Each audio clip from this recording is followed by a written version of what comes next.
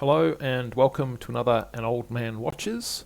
And today I'm going to be talking about 1961 film Atlas, feared by every man, desired by every woman. So this film came about as a result of the success of Hercules in 1958, starring Steve Reeves, and its sequel the following year. There was a whole thing in the early 60s. I talk about it in my video about Hercules movies, in fact. And never shy of chasing a dollar, because that was why he was in movies, Roger Corman decided to get in on the action and produced and directed this 1961 film as his effort to get into the kind of Hercules money train. And the movie opens with an evil tyrant besieging a town, and while he lacks the men to storm the place, he can eventually storm them out. And since they're running low on supplies, the defenders suggest, hey, let's resolve this with single combat. One of your guys fights one of our guys, whoever lives wins, and that's how we decide whether or not you take the city. He agrees, but says he wants 10 days to find a champion.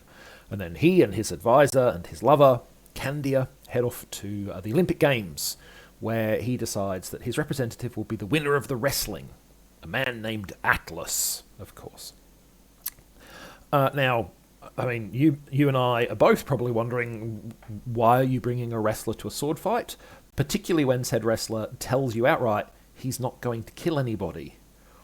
It is supposed to be a fight to the death, after all. But, the movie is kind of going to gloss over that part. And the tyrant is definitely going to do everything in his power to recruit Atlas. He puts his own considerable, if rather oily charm to work. And when that is not enough to seal the deal, he sends in Candia and her impressive bosom to try and win Atlas over, and that succeeds. Atlas, who appears to be something of a philosopher in temperament, and requires that he first gets assurances, which are all lies, of course, from the tyrant that he's gone to war in a just cause. Agrees to take on the task as part of his lifetime study of creation and destruction. Now, I don't think I'm spoiling anything, given that this movie is titled Atlas and not The Guy Who Atlas Fights, that Atlas does, in fact, win the duel. And though he doesn't kill his opponent, the besieged town does surrender. Of course, pretty soon after capturing the town, the tyrant's true nature is going to become apparent, which will put him and Atlas at odds. And, of course, Candia, having been sent to flirt with Atlas, has now genuinely fallen for him, and that is also going to drive a wedge between them. And that's where the bulk of the plot then ensues. So, what's there to talk about with Atlas? Now we know the basic premise. What does this film have that's worth talking about? Well, like a lot of Corman films, it's worth talking about the production. Because there's usually an interesting story in the production of a Roger Corman film, and this film is no exception. Corman decided to film the movie in Greece, rather than in Italy. Most Hercules movies were made in Italy. Corman decided to film the movie in Greece, and it was to prove something of a troubled production. His principal Greek investor, who was supposed to pony up about half of the money, failed to come through with the promised funds, and a donation that was supposed to secure 500 costumed extras only ended up producing 50. So both the financing of the movie and the script of the movie had to be reworked on the fly to account for those issues. Now, it's worth mentioning that the script had only been written in 4 weeks anyway. Corman didn't hang about when it came to making movies. None of this languishing in production hell for years on end. When Corman decided to make a movie, it got made. And it's a tribute to his business savvy that he still brought the film in more or less on budget. Now, of course, he was very good at saving a buck. Corman himself appears in the movie as a soldier in scenes that were shot in California after leaving Greece. Now, the budget constraints do occasionally undermine the film. There are scenes in this movie where the same people show up as multiple different characters. Like you'll see an extra as a soldier, and then there'll be one of the crowd looking at the soldiers. They're not obviously appearing twice on the screen. They're not appearing in two places on screen at the same time, but you get shot and then reverse shot, and they're in both shots. But on the other hand, I mean, Corman managed to secure the rights to film sequences in a whole bunch of actual Greek locations. There are scenes filmed in the actual Parthenon. So the setting, at least, looks great, basically.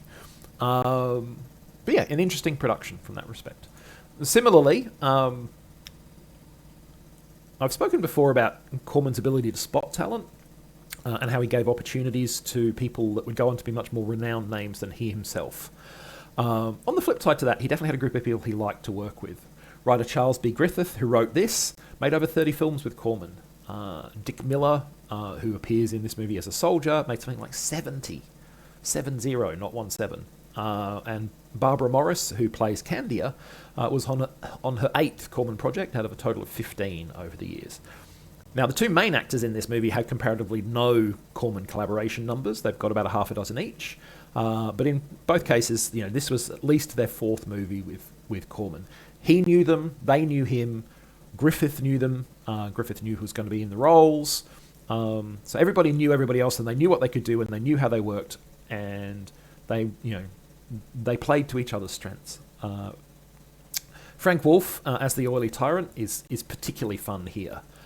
He Shatners the heck out of this, basically. And he's playing the bad guy. That is a role that gives you much more opportunity to chew scenery than the stoic hero role does. But he certainly embraces the opportunity. He's great fun in the course of this movie, frankly. And I've got to say, Griffith's script is also a good one. There's some good banter and dialogue in here.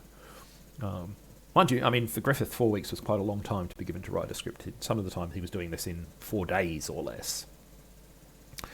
And finally, I wanted to talk about If I Were an Evil Overlord, because I think it's relevant to this film. And so a little bit of background, because this is now quite an old cultural phenomenon, though you can look it up on TV Tropes if you wish. But in 1988, Saturday Night Live had a skit featuring Bond villains touting a book, What Not to Do When You Capture James Bond.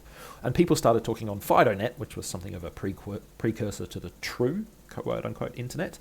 And they compiled a list of things I'll do if I ever become an evil overlord. Like, make sure my troops wear helmets with open faces or clear plastic faces so that I can see who is actually under that helmet, rather than fully enclosed helmets like a stormtrooper has. And this is relevant because despite having been written 30 years before that list appeared, the evil tyrant here is surprisingly genre savvy. So he's not one of those tyrant who mistreats his minions. He knows his soldiers, he treats them well, he makes sure they get food and medicine. Like, he uses his oily charm on everybody. It's nice to see a villain who is, still unequivocally evil, but smart enough to treat people well when it's in his best interest to do so. Heck, he even recognises that Atlas is a much hunkier man than he, and specifically warns Candia about falling for Atlas. She still does, of course, but at least it's not entirely, it doesn't take our villain entirely by surprise. He has the self-awareness to recognise the risk and to warn his lover against it. So yeah, I think there's plenty in this movie that makes it quite interesting. It's overall a pretty good sword and sandal film, and if you want to, if you've sort of always wanted to watch one of these kind of films, or you've got an interest in the genre in general, this is a pretty good one to check out. So yeah, I had a pretty good time with it. Despite its uneven nature. So next time, we're going to come to some more modern, low-budget filmmaking with the 2010 horror film The Frankenstein Syndrome, aka The Frankenstein Experiment, aka The Prometheus Project. So it's had a few different titles at different times. That's often a bad sign. But I think this movie has some interesting things to talk about, and it's not. I will say it's not a bad film. It has issues, certainly. A lot of low-budget films do, but it has strengths as well, and we'll talk about both those issues and those strengths next time. In the meantime, thanks for watching this one. Hope you enjoyed it.